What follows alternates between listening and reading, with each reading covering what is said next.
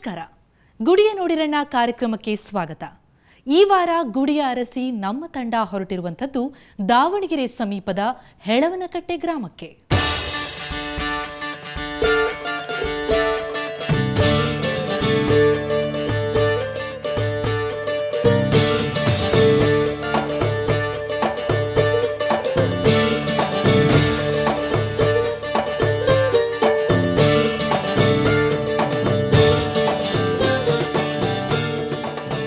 ವೀಕ್ಷಕರಿಗೆ ನಮಸ್ಕಾರ. ಇವತ್ತು ನಾವು ಬಂದು ತಲುಪಿರುವಂಥ ಕ್ಷೇತ್ರ ಕರ್ನಾಟಕದ ಸುಪ್ರಸಿದ್ಧ ಧಾರ್ಮಿಕ ಕ್ಷೇತ್ರ ಹೆಳವನಕಟ್ಟೆಗೆ. ಹೆಳವನಕಟ್ಟೆ ಅಂದ ಕೂಡಲೇ ನಮಗೆ ನೆನಪಾಗ್ತಕ್ಕಂಥದ್ದು ಹೆಳವನಕಟ್ಟೆ ಗಿರಿಯಮ್ಮನವರು. ಅವರು ಅನೇಕ ದೇವರ ನಾಮಗಳನ್ನು ರಚಿಸಿ ಕರ್ನಾಟಕದ ಧಾರ್ಮಿಕ ವಲಯಕ್ಕೆ ಶ್ರೀಮಂತ ಕೊಡುಗೆಯನ್ನು ಕೊಟ್ಟಂಥವರು. ಅಷ್ಟೇ ಅಲ್ಲ, ಈ ಕ್ಷೇತ್ರದಲ್ಲಿ ಒಂದು ರಂಗನಾಥ ಆಶ್ರಮವೂ ಇದೆ. ಈ ಎರಡೂ ಕ್ಷೇತ್ರಗಳಲ್ಲಿ ಅನೇಕ ಪವಾಡಗಳು ನಡೆದಿವೆ, ಅನೇಕ ಅದ್ಭುತಗಳು ನಡೆದಿವೆ. ಅದೆಲ್ಲದರ ಪರಿಚಯವನ್ನು ಮಾಡಿಸ್ತೇನೆ. ಅದಕ್ಕೂ ಮುನ್ನ ನೀವು ಈ ಕ್ಷೇತ್ರಕ್ಕೆ ಬರೋದಾದರೆ ಹೇಗೆ ಬರಬೇಕು, ಬಂದವರಿಗೆ ಉಳಿದುಕೊಳ್ಳುವಂಥ ವ್ಯವಸ್ಥೆಗಳು ಏನಿವೆ, ಇದೆಲ್ಲದರ ಒಂದು ಪುಟ್ಟ ಮಾಹಿತಿಯನ್ನು ನೋಡ್ಕೊಂಡು ಬನ್ನಿ. ಈ ಊರನ್ನು ಹೆಳವನಕಟ್ಟೆ ಅಂತ ಕರೆಯೋದಕ್ಕಿಂತ ಹೆಚ್ಚಾಗಿ ಕೋಮಾರನಹಳ್ಳಿ ಅಂತ ಕರೀತಾರೆ. ದಾವಣಗೆರೆ, ಹರಿಹರ ಎರಡೂ ನಗರಗಳಿಗೆ ಸಮೀಪದಲ್ಲಿ ಇರುವಂಥ ಊರು ಕುಮಾರನಹಳ್ಳಿ. ಬೆಂಗಳೂರಿನಿಂದ ನೀವು ಈ ಕ್ಷೇತ್ರಕ್ಕೆ ಬರೋದಾದರೆ ಸಾಕಷ್ಟು ಬಸ್ಸುಗಳ ವ್ಯವಸ್ಥೆ ಇದೆ. ಆ ಬಸ್ಸುಗಳು ಹೊರಡುವ ಸಮಯ ಹಾಗೂ ದರದ ವಿವರ ಹೀಗಿದೆ ನೋಡಿ.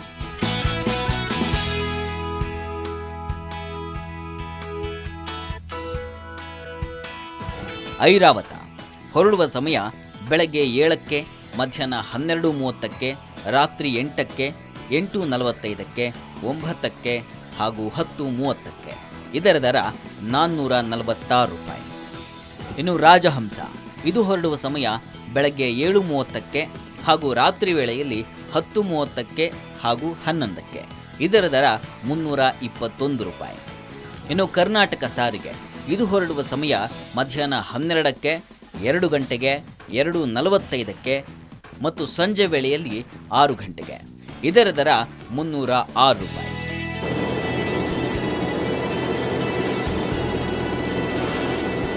ಈ ಕ್ಷೇತ್ರಕ್ಕೆ ಹೋಗೋರು ಬೆಳಗ್ಗೆ ಹೊತ್ತು ಪ್ರಯಾಣಿಸುವುದು ಸೂಕ್ತ. ಬೆಂಗಳೂರಿನಿಂದ 5-6 ತಾಸುಗಳಲ್ಲಿ ದಾವಣಗೆರೆಯನ್ನು ತಲುಪಿಬಿಡಬಹುದು. ನೀವು ದಾವಣಗೆರೆ ತಲುಪಿದ ಮೇಲೆ ಅಲ್ಲಿಂದ ಹೊನ್ನಾಳಿ ಮಾರ್ಗವಾಗಿ 20 ಕಿಲೋಮೀಟರ್ ಸಾಗಿದರೆ ನಿಮಗೆ ಮಲೆಬೆನ್ನೂರು ಅನ್ನುವಂಥ ಒಂದು ಊರು ಸಿಗುತ್ತೆ. ಅಲ್ಲಿಂದ ಕೇವಲ 1 ಕಿಲೋಮೀಟರ್ ದೂರದಲ್ಲೇ ಇದೆ ಈ ರಂಗನಾಥ ಸ್ವಾಮಿ ಕ್ಷೇತ್ರ. ಹರಿಹರ, ದಾವಣಗೆರೆ ಎರಡೂ ಊರುಗಳಿಂದಲೂ ಮಲೆಬೆನ್ನೂರಿಗೆ ಬಸ್ಸಿನ ವ್ಯವಸ್ಥೆ ಇದೆ. ಇನ್ನು ಇಲ್ಲಿಗೆ ಬಂದಂಥ ಭಕ್ತಾದಿಗಳಿಗೆ ಇಲ್ಲಿರುವ ರಂಗನಾಥ ಆಶ್ರಮದಲ್ಲಿ ಉಳಿಯುವಂಥ ವ್ಯವಸ್ಥೆಗಳು ಇವೆ. ಯಾವುದೇ ಹಣದ ನಿರೀಕ್ಷೆ ಇಲ್ಲದೆ ಇಲ್ಲಿ ಉಳಿಯುವಂಥ ವ್ಯವಸ್ಥೆಯನ್ನು ಮಾಡಿದ್ದಾರೆ. ಯಾತ್ರಿಕರು ನಿರಾಯಾಸವಾಗಿ ಈ ಕ್ಷೇತ್ರದಲ್ಲಿ ತಂಗಬಹುದು.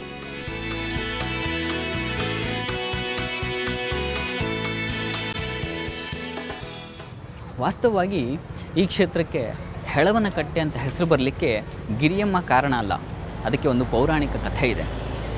ಸೂರ್ಯನ ಸಾರಥಿ ಅರುಣ ಈ ಕ್ಷೇತ್ರದಲ್ಲಿ ಶಾಪಗ್ರಸ್ತನಾಗಿ ಹೆಳವನಾಗಿದ್ದನಂತೆ. ಆತ ದನಗಳ ಮೈ ತೊಳಿತಾ, ದನಗಳನ್ನು ಕಾಯ್ತಾ ಜೀವನವನ್ನು ಮಾಡ್ತಾ ಇದ್ದಂತೆ. ಆ ಹೆಳವ ಒಂದು ಕಟ್ಟೆಯನ್ನು ಕಟ್ಟಿ ಅಲ್ಲಿ ನೀರನ್ನು ತುಂಬಿಸಿ ದನಗಳ ಮೈಯನ್ನು ತೊಳಿತಾ ಇದ್ದಂತೆ. ಹಾಗಾಗಿ ಇದು ಹೆಳವ ಕಟ್ಟಿದ ಕಟ್ಟೆ ಆದ್ದರಿಂದ ಹೆಳವನ ಕಟ್ಟೆ ಅನ್ನುವಂಥ ಹೆಸರು ಬಂತು ಅಂತ ಹೇಳ್ತಾರೆ. ಅಂದಹಾಗೆ ಈ ಕ್ಷೇತ್ರಕ್ಕೆ ಗಿರಿಯಮ್ಮ ಬಂದಿದ್ದು ಹೇಗೆ ಮತ್ತು ಈ ಕ್ಷೇತ್ರದಲ್ಲಿ ರಂಗನಾಥ ಸ್ವಾಮಿ ನೆಲೆಗೊಂಡಿರೋದು ಹೇಗೆ, ನೆಲೆಗೊಂಡ ಆ ಸ್ವಾಮಿ, ಅದೆಲ್ಲದರ ವಿಸ್ತಾರ ಮಾಹಿತಿಯನ್ನು ತಿಳಿಯೋಣ. ದರ್ಶನ ಮಾಡ್ತಾ ಬನ್ನಿ.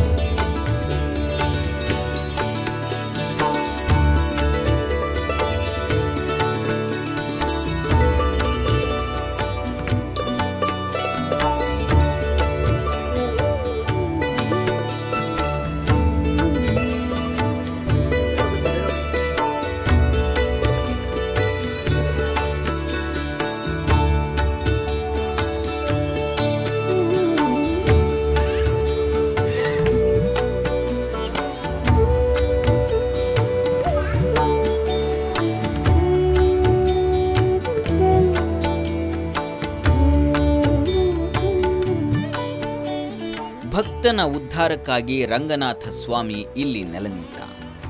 ಈ ಸ್ವಾಮಿ ಇಲ್ಲಿ ನೆಲೆ ನಿಂತಿದ್ದರ ಬಗ್ಗೆ ತಿಳಿದದ್ದು ಒಂದು ಹಸುವಿನಿಂದ.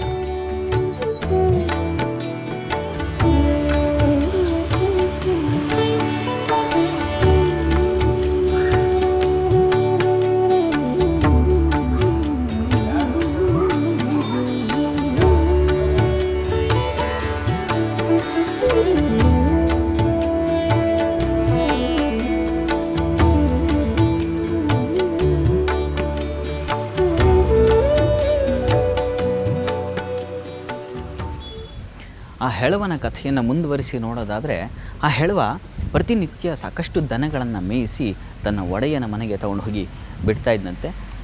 ಎಲ್ಲ ಹಸುಗಳು ಹಾಲನ್ನು ಕೊಡ್ತಾ ಇದ್ವಂತೆ, ಆದರೆ ಒಂದು ಹಸು ಮಾತ್ರ ಹಾಲನ್ನು ಕೊಡ್ತಾ ಇರಲಿಲ್ವಂತೆ. ಯಾಕಯ್ಯ ಹೀಗೆ ಈ ಹಸು ಹಾಲನ್ನು ಕೊಡ್ತಾ ಇರಲಿಲ್ಲ ಅಂತ ಒಡೆಯ ಕೇಳಿದ್ದಕ್ಕೆ ಹೆಳವ, ಇಲ್ಲ ನನಗೂ ಅದರ ಬಗ್ಗೆ ಅರಿವಿಲ್ಲ, ನಾನು ಅದನ್ನು ಪರೀಕ್ಷೆ ಮಾಡಿ ನಿಮಗೆ ಹೇಳ್ತೀನಿ ಅಂತ ಹೇಳಿದಂತೆ. ಹಾಗೆ ಆತ ಪರೀಕ್ಷೆಗೆ ಬಂದಾಗ ಒಂದು ಹಸು ಮಾತ್ರ ಈ ಕ್ಷೇತ್ರದಲ್ಲಿ ಬಂದು ಹಾಲನ್ನು ಕೊಟ್ಟು ಹೋಗ್ತಾ ಇತ್ತಂತೆ.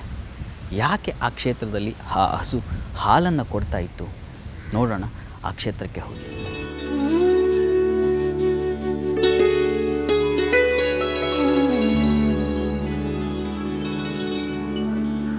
ಹೆಳವನ ಉದ್ಧಾರಕ್ಕಾಗಿ ರಂಗನಾಥ ಸ್ವಾಮಿ ಇಲ್ಲಿ ಉದ್ಭವವಾಗಿದ್ದ. ಆ ಹಸು ಪ್ರತಿನಿತ್ಯ ಹಾಲು ಕೊಡುತ್ತಿದ್ದದ್ದು ಇಲ್ಲಿ ಉದ್ಭವವಾಗಿದ್ದ ರಂಗನಾಥ ಸ್ವಾಮಿಗೆ. ಆ ದೃಶ್ಯವನ್ನು ನೋಡಿ ಹೆಳವ ಭಕ್ತನಿಗೆ ಪರಮಾಶ್ಚರ್ಯವಾಗಿತ್ತಂತೆ. ಆನಂತರವೇ ಹೆಳವನಿಗೆ ತನ್ನ ಪೂರ್ವಜನ್ಮದ ವೃತ್ತಾಂತ ಅರ್ಥವಾಗಿತ್ತು.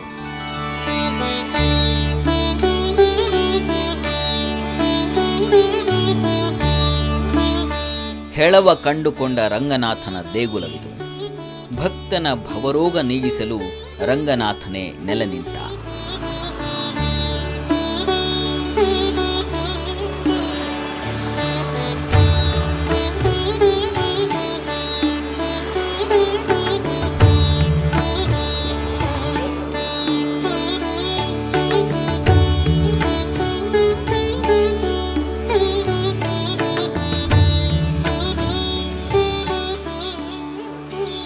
ಈ ಕ್ಷೇತ್ರದಲ್ಲಿ ಕೇವಲ ರಂಗನಾಥ ಸ್ವಾಮಿ ಮಾತ್ರ ನೆಲೆ ನಿಂತಿಲ್ಲ, ರಂಗನ ಜೊತೆಗೆ ಶಿವನೂ ಇಲ್ಲಿ ನೆಲೆ ನಿಂತಿದ್ದಾನೆ.